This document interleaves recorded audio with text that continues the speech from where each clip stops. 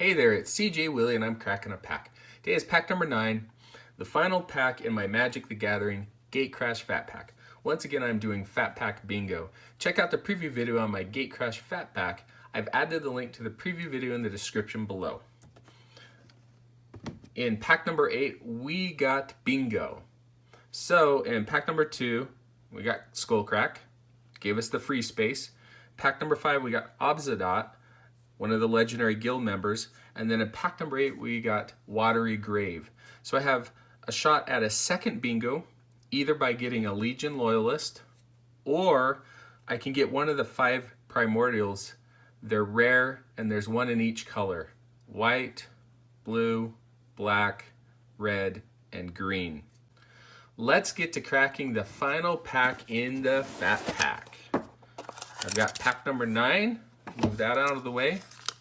As usual, when I crack the pack, my commentary is going to be from a very casual Magic the Gathering player point of view.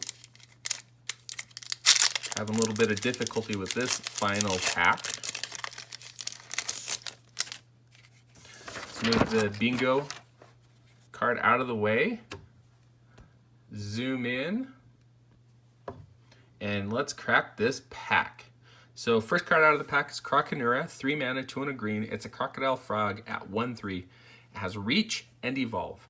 It can be a pretty good defensive creature in green. You may only be able to evolve it a couple of times. Getting it to a 3/5 with reach isn't bad, but not really a constructed card. Next up is Warmind Infantry. At 3 mana, 2 and a red, it's an elemental soldier at 2/3. Has a battalion. Whenever Warmind Infantry and at least 2 other creatures attack, Warmind Infantry gets +2/+0 until end of turn. In red, a 4/3 attacker for 3 mana isn't bad at all. Next up is Metropolis Sprite, 2 mana, 1 and a blue, Fairy Rogue at 1/2. It's a flyer. You can pay a single blue mana. Metropolis Sprite gets +1, -1 until end of turn. I found Metropolis Sprite to be a great card in Limited. I love drafting them. For 2 mana, you have 1/2 flyer. At times, it's going to be a 2/1 flyer, but it's a great card for a blue-white flyers deck. Next up, we have Smite, single white mana, instant, destroy target blocked creature. Smite is a great card for an offensive-minded deck, especially in Boros, where you're tapping your creatures and attacking. And you can sometimes goad your opponent into blocking maybe a bigger creature on one of your smaller creatures. Smite destroys that creature and puts you ahead on the board, and they lose one of their better creatures. Next up is Paranoid Delusions, 1 blue, 1 black, sorcery. Target player puts the top 3 cards of his or her library into his or her graveyard, and it has Cipher.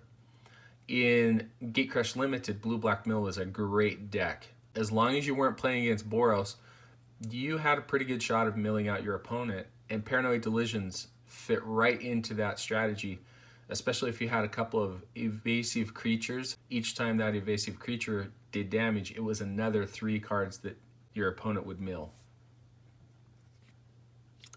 Next up is Wojek Halberdiers, 1 red, 1 white, human soldier, 3/2.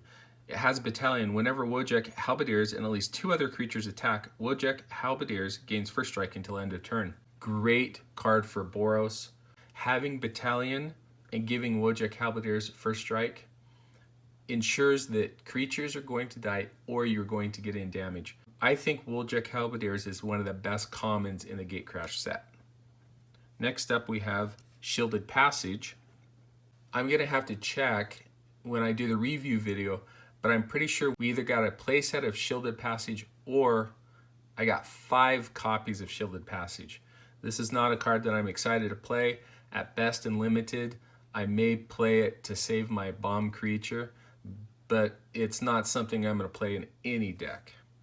Next up we have Razor Tip Whip, 2 generic mana. It's an artifact, single generic mana. Tap Razor Tip Whip, and it deals 1 damage to target opponent.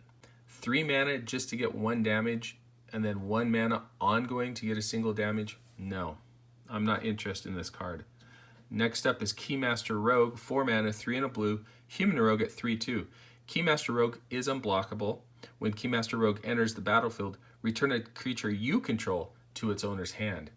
Having Keymaster Rogue ensures a couple of things.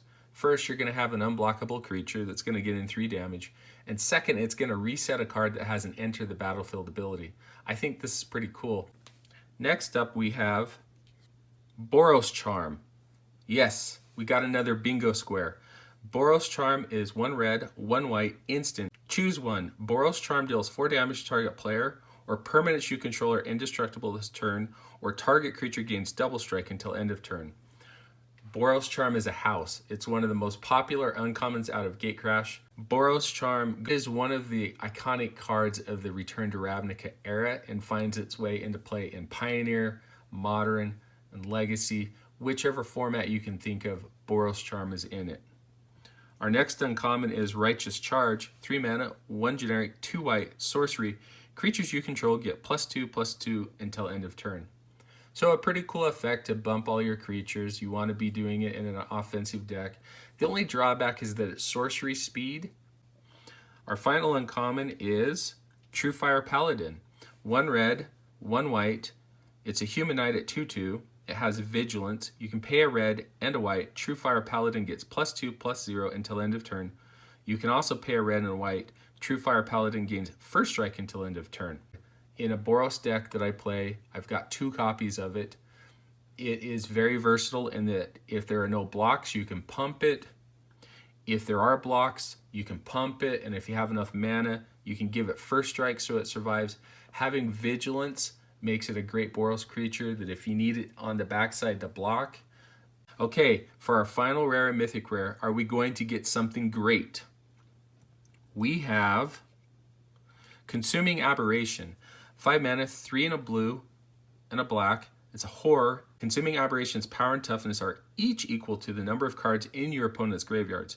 Whenever you cast a spell, each opponent reveals cards from the top of his or her library until he or she reveals a land card, then puts those cards into his or her graveyard. In a blue-black mill deck that I played for about 2 or 3 years, Consuming Aberration was one of the very few creatures I had in the deck. I would mill my opponent as many cards as I possibly could, and then I'd play Consuming Aberration. And if they didn't have a response for Consuming Aberration, I was going to deal enough damage to kill them. If not, my mill strategy would mill them out. So I had 2 different win conditions. I could mill them, or I could win the game with Consuming Aberration. Okay, and then we have a foil. We got foil rare. This is fantastic. So another bingo square today.